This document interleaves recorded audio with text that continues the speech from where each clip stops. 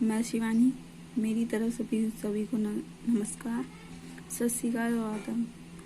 मैं आपका आज के लिए नई वीडियो लेके आई हूँ जिसमें फ्रायड का मनोविश्लेषणात्मक सिद्धांत। इसमें फ्रायड के सिद्धांत के में बात आएगा, जिसमें बताया गया बच्चे में 3 प्रकार का ईगो होता है। इसमें id, ego and super ego. Freud पहला व्यक्ति था जिसने सर्वप्रथम बाल्यावस्था के अनुभवों को वयस्क व्यवहार एवं चैतन्य का आधार माना। फ्रायड के अनुसार व्यक्तित्व के तीन भाग होते हैं: id, ego, super ego. Id हमारे अचेतन मन का यानी कि मस्तिष्क का प्रतिनिधित्व करता है। अचेतन में निहित विभिन्न प्रकार की इच्छाएं, प्रेरणाएं, वासनाओं को तुरंत संतुष्ट करता है। यह सुखवादी सिद्धांत है। इसमें जब बच्चा छोटा होता है तो वह स्वयं यानी कि उसे जो चीज चाहिए उसे चाहिए, उस चीज के लिए वह रोएगा, चिल्लाएगा। इसीलिए इसे सिद्धांत को अचेतन मन का सिद्धांत या सुखवादी सिद्धांत भी कहते हैं। सिद्धांत को इड को सुखवादी सिद्धांत भी कहते हैं। ईगो, यह इड का एक विकसित नेक्स्ट पॉइंट है। ईगो, यह इड का विकसित रूप है। व्यक्तित्व का तार्किक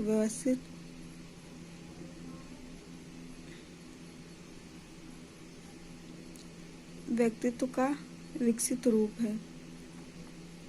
व्यक्तित्व का तार्किक व्यवस्थित विवेकपूर्ण भाग है। इसमें शक्ति इड से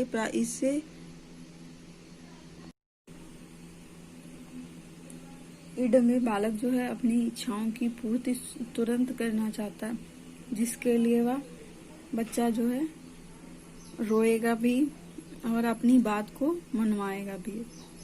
ईगो, यह इड का विकसित रूप है। व्यक्तित्व का तार्किक व्यवस्थित विवेकपूर्ण भाग है। इसे शक्ति इड से प्राप्त होती है। यह वातावरण के साथ समझौता करके इड की सुपर ईगो इच्छाओं को पूरा करने में मदद करता है। यानी कि यहाँ पे बच्चा किसी चीज को अगर आप मना करेंगे तो बच्चा मान जाएगा। यहाँ पे बच्चा इच्छाओं की पूर्ति तुरंत ना भी हो तब भी वह समझौता कर लेगा। यहाँ पे बच्चा ईगो में, यहाँ पे बच्चा थोड़ा सा बड़ा हो जाता है। ईगो में बच्चा की बाल्यावस्था होती है, वहां पे बच्चा अपनी बातों को तुरंत मनवाएगा। सुपर ईगो, यह व्यक्तित्व का अंत में विकसित होने वाला नैतिक भाग होता है। यह बाल्यावस्था में ईगो से ही विकसित होता है। यहाँ बच्चे के मतलब व्यक्ति के अंदर नैतिकता का भाव आ जाता है। यहाँ पे कोई भी व्यक्ति कोई भी गलत कार्य करने से पहले नैतिकता के बारे में सोचता है। उदाहरण के लिए मतलब एग्जाम्पल यहाँ पे दिया गया है। माना कि एक लड़की सड़क पर जा रही है। उसी दिशा में जा रहे एक लड़के के मन में उस लड़की के साथ कुछ गलत करने की इच्छा उठती है। फिर लड़के के मन में यह दूसरी इच्छा उठती है कि यह जगह उपयुक्त नहीं है, कोई देख लेगा तो पिटाई होगी। आगे जाने के बाद जहाँ सुनसान है वहां उसके साथ कुछ करना उपयुक्त होगा। लड़की के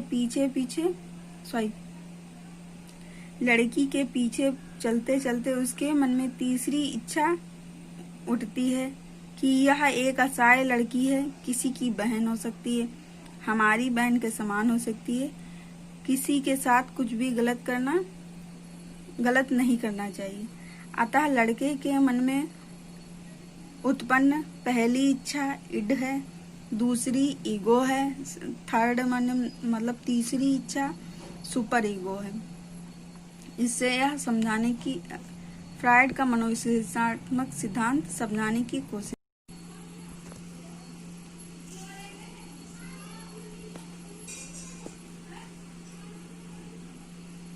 अधिगम अक्षम बालकों की शिक्षा। नेक्स्ट हेडिंग है अधिगम अक्षम बालकों की शिक्षा के लिए 2 उपागम का प्रयोग किया गया।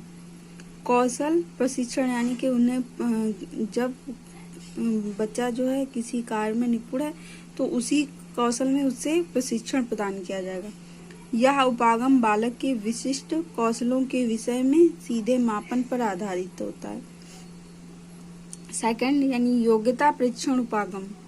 इसमें बच्चे की योग्यता के अनुसार प्रशिक्षण दिया जाएगा कि बच्चा कोई कार्य करने में सक्षम है, उसकी योग्यता है तो वहां पे उसे प्रशिक्षित कर दिया जाएगा। ऐसे उपागम का प्रयोग बालक के आधारभूत योग्यताओं में व्याप्त अक्षमताओं में सुधार के लिए निर्देशात्मक प्रक्रियाओं के निर्माण पर मुख्य रूप से किया जाता है। अधिगम अक्षमता के प्रकार। पहला है मतलब रीडिंग में एलेक्सिया और डिसलेक्सिया। रीडिंग में डिसलेक्सिया को हर बार एग्जाम में पूछा जाता है। सेकंड है मौखिक यानी ओरल रूप से बच्चे जो है कौन सी अक्षम यानी कि लर्निंग डिसेबिलिटीज बच्चों में होती है। एपेजिया और डिसपेजिया दोनों भी एग्जाम की दर से यानी कि ये ओरल रूप से अक्षमता है बच्चे में, एपेजिया और डिसपेजिया। थर्ड है मतलब राइटिंग से संबंधित यानी लिखने की क्षमता यानी कि अग्राफिया, अपेक्सिया, डिस्ग्राफिया, डिस्पेक्सिया। डिस्ग्राफिया को हर बार एग्जाम में पूछा जाता है, इसे अंडरलाइन कर लीजिएगा। फोर्थ पॉइंट है गणित यानी कि मैथ संबंधी प्रॉब्लम होती। Verbal dyscalculia, graphical dyscalculia, lexical dyscalculia. Verbal में यानी कि बच्चे को मतलब गणना करने में होगी, ग्राफिंग यानी कि बच्चे को चित्र बनाने में होगी। यहाँ पे सारी इसी प्रकार से हैं।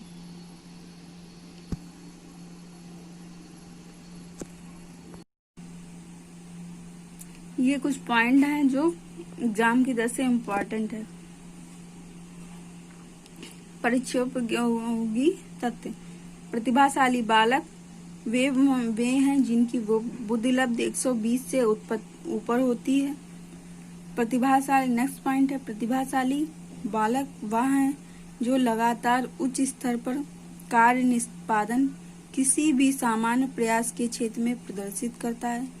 नेक्स्ट पॉइंट है गिलफोर्ड ने अभिसारी चिंतन शब्द का प्रयोग सृजनात्मक के लिए किया है, यानी कि अभिसारी चिंतन का प्रयोग गिलफोर्ड ने सृजनात्मक यानी कि क्रिएटिविटी के लिए किया है।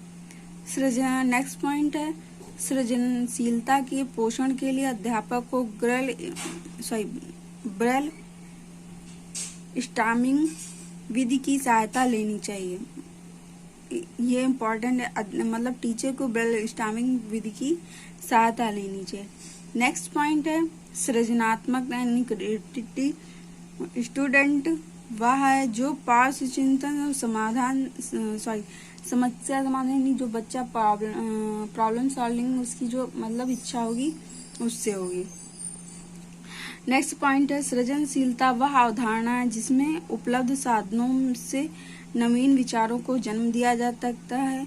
मौलिकता मतलब एक क्रिएटिविटी के गुण होते हैं, एक मौलिकता, धारा प्रवाहता तथा लचीलापन, यानी ये बच्चे उसमें अपने अनुसार परिवर्तन कर सकते हैं। नेक्स्ट पॉइंट है पढ़ने की क्षमता संबंधी विकार को डिसलेक्सिया कहते हैं। देखो अभी मैंने बताया था इसमें ये इम्पोर्टेंट एग्जाम, इसको अंडरलाइन कर लीजिएगा। ऐसे बालक जो चोटी को रोटी और दरवाजा को वाजा पढ़ते हैं उनमें डिसलेक्सिया होती है। डिसलेक्सिया में जो तारे जमी पर जो दरअसल होता है उसमें इस प्रकार की समस्या पाई जाती है। मैंने एग्जाम्पल के बदले बता दिया है। गणित संबंधी अधिगम नेक्स्ट पॉइंट है गणित संबंधी अधिगम क्षमता के विकार को डिसकल्किया कहते हैं। अभी मैंने यही बताया था ऊपर। बच्चे तब सृजनशील होते हैं जब किसी गतिविधि में अपनी रुचि प्रदर्शित करते हैं। बच्चे में क्रिएटिविटी का पता तभी चलेगा बच्चे जब किसी चीज में इंटरेस्ट लेंगे। धन्यवाद। वीडियो देखने के लिए। चैनल को सब्सक्राइब किया ना किया हो तो सब्सक्राइब कर लें, बेल आइकन को दबा दें, जिससे मेरे आने वाली वीडियो का नोटिफिकेशन आप तक पहुंच जाएगा।